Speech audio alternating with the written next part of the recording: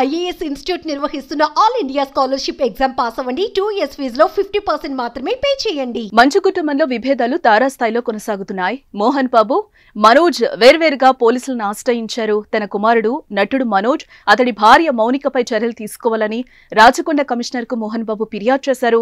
తన ప్రాణానికి, ఆస్తులకు రక్షణ కల్పించాలని ఫిర్యాదులో ఆయన పోలీసులను కోరారు. అసాంఘిక శక్తులుగా మారిన కొందరి నుంచి రక్షణ కల్పించాలని కోరారు. ఇక నేను జల్పల్లిలో 10 ఏళ్లుగా నివసిస్తున్న 4 నెలల కిందట తన చిన్న కొడుకు ఇల్లు వదిలి వెళ్లాడు. మనోజ్ కొందరు సంఘ వ్యతిరేకులతో కలిసి తన ఇంటి వద్ద కలవరం సృష్టించాడు. మనోజ్ తన 7 నెలల కుమార్తెను ఇంటి పని మనిషి సంరక్షణలో విడిచిపెట్టాడు. మాదాపూర్లోని నా కార్యాలయంలోకి 30 మంది వ్యక్తులు చొరబడి సిబ్బందిని బెదిరించారు. మనోజ్, మౌనిక తన ఇంటిని అక్రమంగా ఆక్రమించుకుని ఉద్యోగులను బెదిరిస్తున్నారు. తన భద్రత, విలువైన వస్తువులు, ఆస్తుల విషయంలో భయపడుతున్నాను. నాకు హాని కలిగించే ఉద్దేశంతో వారున్నారు. నా నివాసాన్ని శాశ్వతంగా ఖాళీ చేయాలని బెదిరించారు. సంఘ విద్రోహులుగా మారి నా ఇంట్లో ఉన్న వారికి ప్రాణహాని కలిగిస్తున్నారు. చట్టవిరుద్ధంగా నా ఇంటిని స్వాధీనం చేసుకునేందుకు వారిద్దరూ ప్లాన్ చేశారు. నేను 70 ఏళ్లు దాటిన సీనియర్ సిటిజన్ని.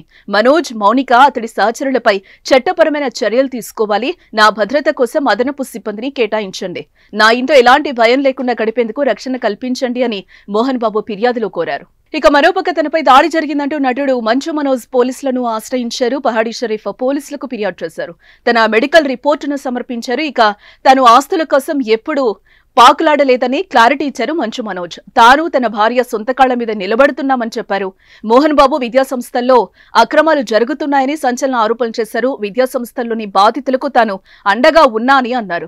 బాధితుల పక్షాన నిలబడ్డందుకే తనపై తప్పుడు ఆరోపణలు చేశారని చెప్పారు. విష్ణు, అతని సహచరుడు వినయ్ మహేశ్వర్ దోపిడీకి మోహన్ బాబు యూనివర్సిటీ విద్యార్థులు గురవుతున్నారని అన్నారు. వారి ఆర్థిక అవకతవకలు, దోపిడీకి సంబంధించి తన వద్ద చాలా ఆధారాలు ఉన్నాయని చెప్పారు. తాను పైన చెప్పిన వాటిని అధికారులకు అందించడానికి సిద్ధంగా ఉన్నానని చెప్పారు. కాగా మంచు ఫ్యామిలీలో విభేదాలు బగ్గుమరడం తెలుగు సినీ ఇండస్ట్రీతో పాటు అటు రాజకీయాల్లోనూ చర్చనీయాంశమైంది. కొడుకు మంచు మనోజ్ మోహన్ బాబుపై, తండ్రి మోహన్ బాబు కొడుకు మంచు మనోజ్ ఒకరిపై ఒకరు ఆరోపణలు చేస్తూ పోలీస్ స్టేషన్ మెట్లెక్కి ఒకరిపై ఒకరు కేసులు పెట్టుకున్నారు. మొత్తానికి ఈ మంచువారి వ్యవహారం తెలుగు పరిశ్రమలో హాట్ టాపిక్ గా మారిందని చెప్పాలి. చూడాలి మరి మంచు ఫ్యామిలీలో చెలరేగిన మంట ఎప్పుడు చల్లారుతుందో.